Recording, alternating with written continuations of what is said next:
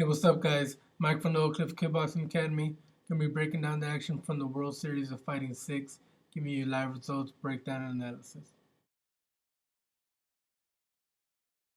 Pretty good prelim card, several recognizable names, Pride, Bellator, and UFC veterans. I got here a little late. I got here at the tail end of Alexis Villa versus Josh Reddinghouse. Um, Reddinghouse got the decision. Announcers, commentators, Boss Bruton didn't agree with that one. Chad Robichaux versus Andrew Yates. That was a pretty good fight. Lots of action. Robichaux went right at him. He got the takedown, threatened with submissions over and over, nonstop. And he eventually gets a choke out at the end of the second round. Jacob Volkmann versus Luiz Firmino. A little bit surprised that Volkmann wasn't able to get the takedowns whenever he wanted them. He had to really work on the feet. Firmino just, the threat of the takedown really neutralized him, and he wasn't able to get off on his strikes. A lot of power, but wasn't throwing enough, and he got some takedowns himself.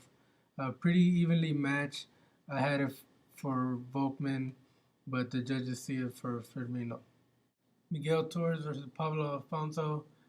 Starts off pretty good, both guys mixing it up.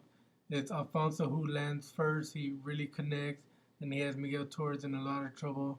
And he just unleashes with a huge barrage of punches, and it opens up some swelling and some bleeding from Torres' right eye. Goes to the ground. Torres able to hang on. He's starting to look for submissions, but during the scramble, he's the one that gets the guillotine choke, and he gets a tap.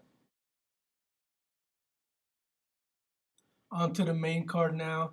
The moment this fight was announced, Dan Lauzon versus Justin Gaethje, I knew it would be fireworks, and the guys delivered, going 100% from the very beginning. As Justin Gaethje, though, just a little bit more power, mixes it up very well, whereas Lauzon was doing just a little bit more of head hunting. Justin with the leg kicks towards the end of the round that were really paying dividends, and in the second round, attacking both legs, attacking the body, just everywhere, and the punches get the job done in the second round. Jon Fitch versus Marcelo Alfaya. It looked a lot like the Damian Maia fight. Jon Fitch got taken down, got his back taken for pretty much the entire round. Seems like that's Jon Fitch's strategy. The other guy will wear out a little bit, and then he'll take over the rest of the fight. And that's what happened in the second round. He got the takedown. You can tell Marcelo's starting to get a little tired. He's starting to get off on his ground and pound. On the feet, his ever improving stand up. Landed pretty good punches in the third round, even more. Very, very good for Jon Fitch with his punching. And it goes to a split decision for Fitch. I thought it should have been unanimous. I saw Fitch win in the second and third round. Entertaining fight.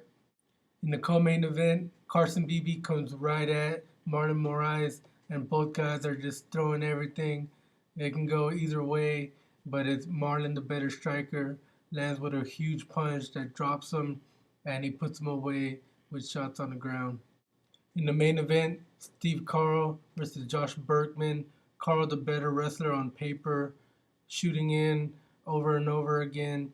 Burkman would counter by trying to get the guillotine choke, and a lot of scrambling, a lot of submission attempts. It goes into the third round, and the submission attempts were really close. It looked like either guy could have tapped several times. This time in the third, Carl throws up a triangle choke. Doesn't look like it's all the way in there at first, but you see Burkman's hand kind of go for the tap, but then he kind of stops, and then he kind of drops, and you can see that he's out. Very surprising win by triangle choke. Steve Carl, the first welterweight champion in the World Series of Fighting.